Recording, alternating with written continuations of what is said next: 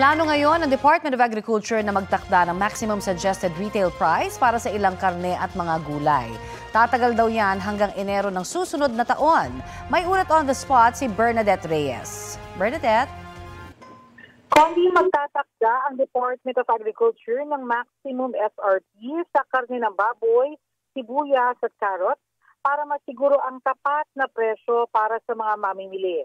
Target na maglagay ng MSRP simula December 1 o maaaring mas maaga pa. 370 pesos per kilo ang target na MSRP sa liempo, 340 pesos naman sa kasim at sige. Sa red onions naman 120 pesos per kilo. Ganito rin sa white onions. Pati sa carrots 120 pesos per kilo ang target na MSRP hanggang sa matapos ang buwan ng Enero.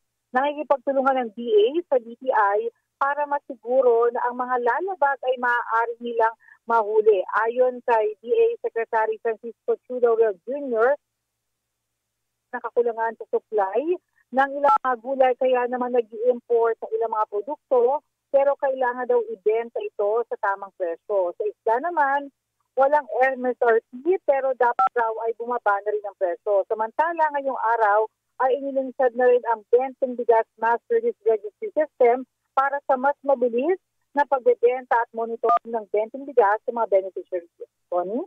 Maraming salamat, Bernadette Reyes.